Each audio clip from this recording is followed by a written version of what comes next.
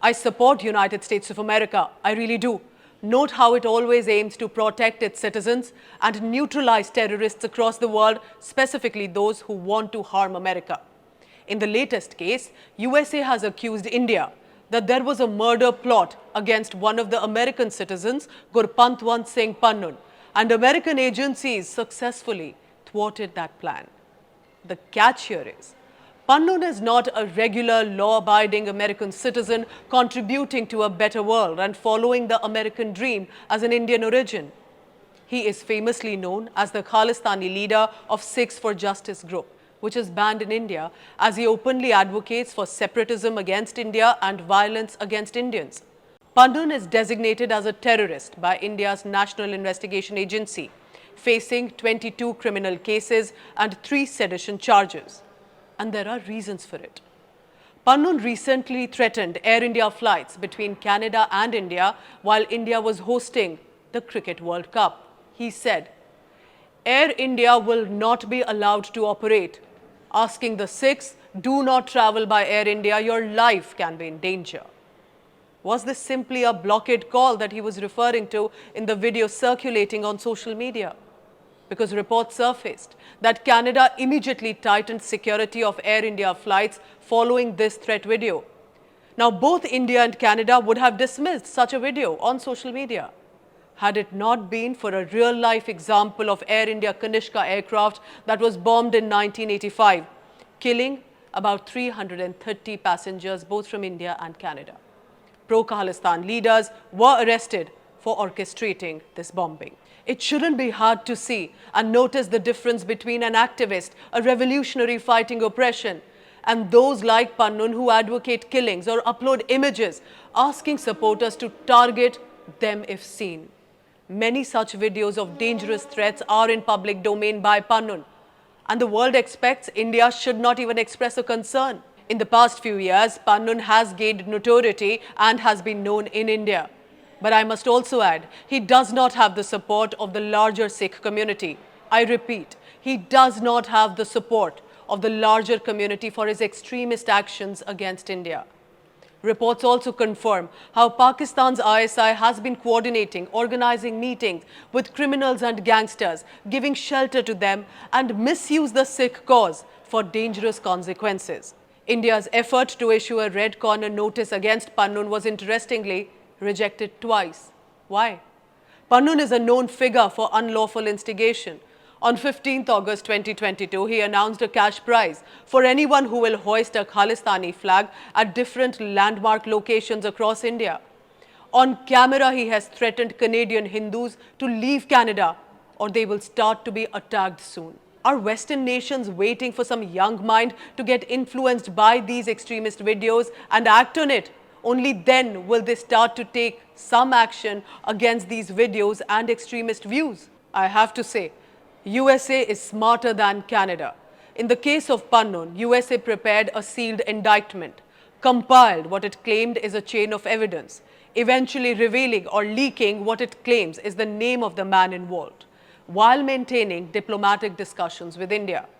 India's External Affairs Ministry spokesperson Arindam Bagchi highlighted that the USA has shared crucial inputs and in response, India has expressed commitment to collaborate and investigate. During the course of discussions with the US on bilateral security cooperation, the US side shared some inputs pertaining to nexus between organized criminals, gun runners, terrorists, other extremists. We take, of course, such inputs very seriously, and a high-level inquiry committee has been constituted to look into all the relevant aspects of the matter. And USA has now added, "We are glad that India announced the probe. India remains our strategic partner and we will continue to strengthen ties with India." This is mature diplomacy and played out, as we can see, very different from Canada's allegations. To Prime Minister Justin Trudeau's claims and tone with India, many had called the behavior immature and unbecoming of the head of the state. It had deteriorated relationship between two friendly nations. USA was clearly watching all of this unfold from a distance, if not guiding Canada. And USA possibly realized that a repeat of this nature will not go down well. Let's now talk about news reporting on Gurpatwant Singh Pannun. by the Western media, and that's not helping at all in this case.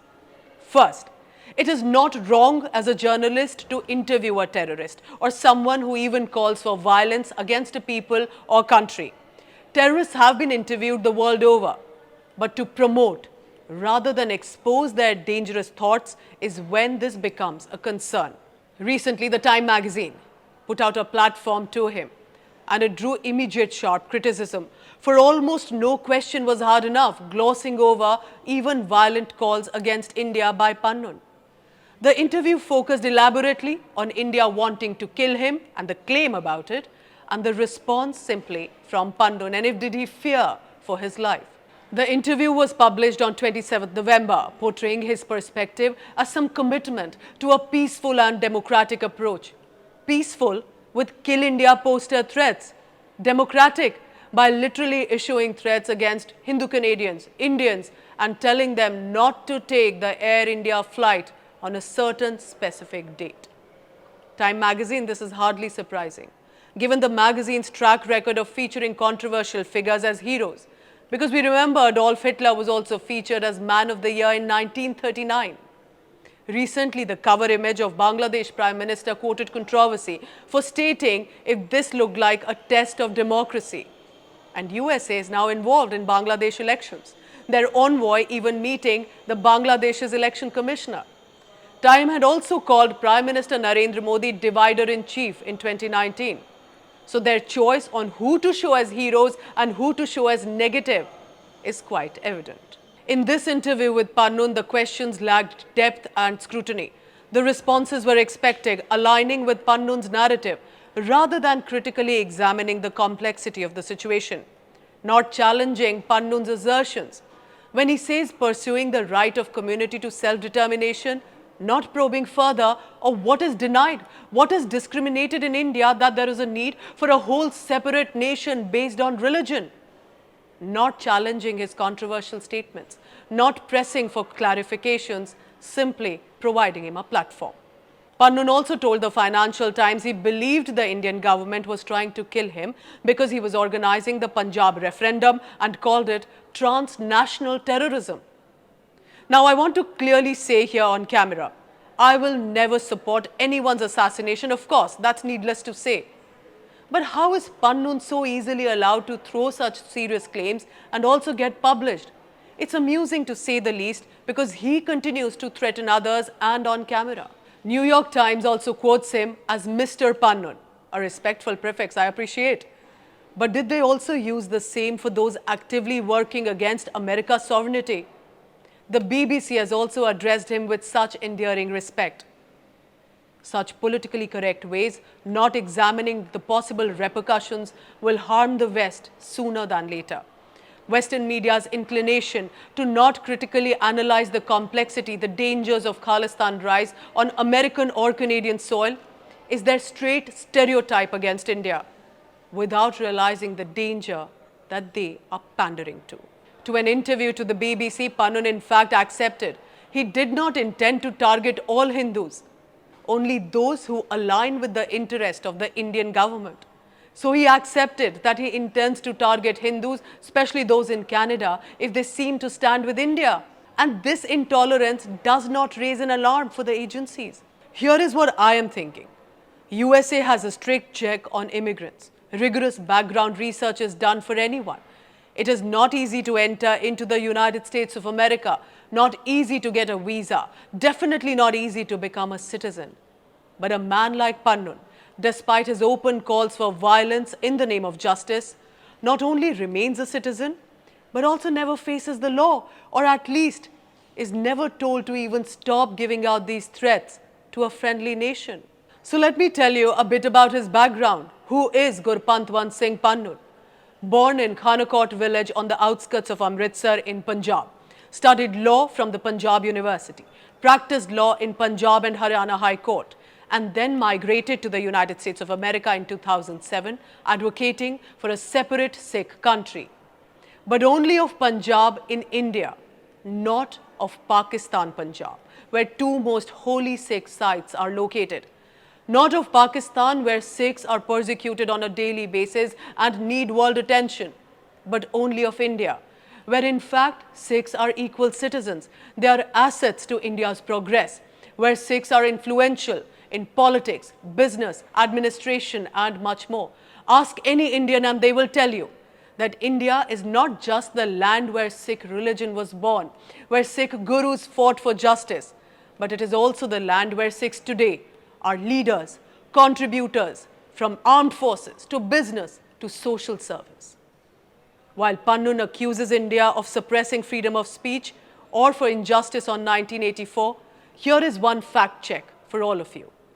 Delhi's Lieutenant Governor V.K. Saxena has approved the filing of a special leave petition, the SLP, in the Supreme Court against acquittal of Sikhs accused in the 1984 anti-Sikh violence case. Supreme Court had constituted an SIT with respect to 186 cases at least.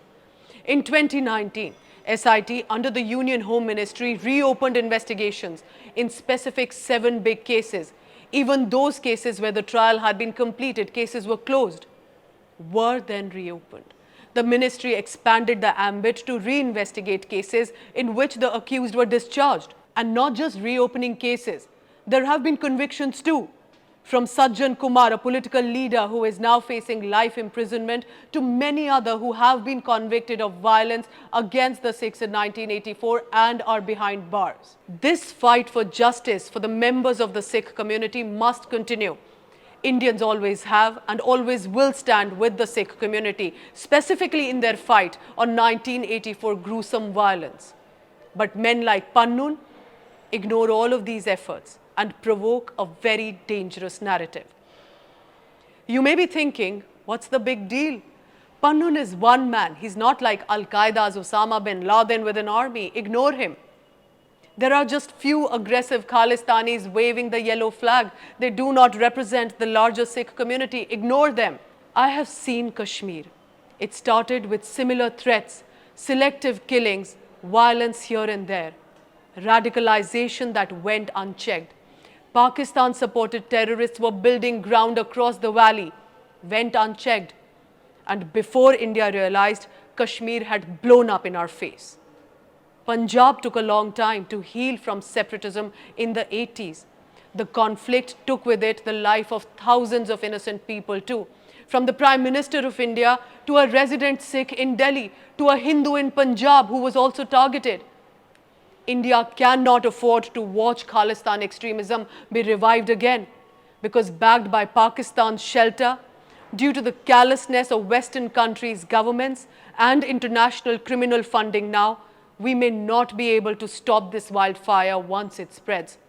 But India will confront the lies, bullying and threats against its people, because India will fight the good fight, and we will fight it united, and we will win.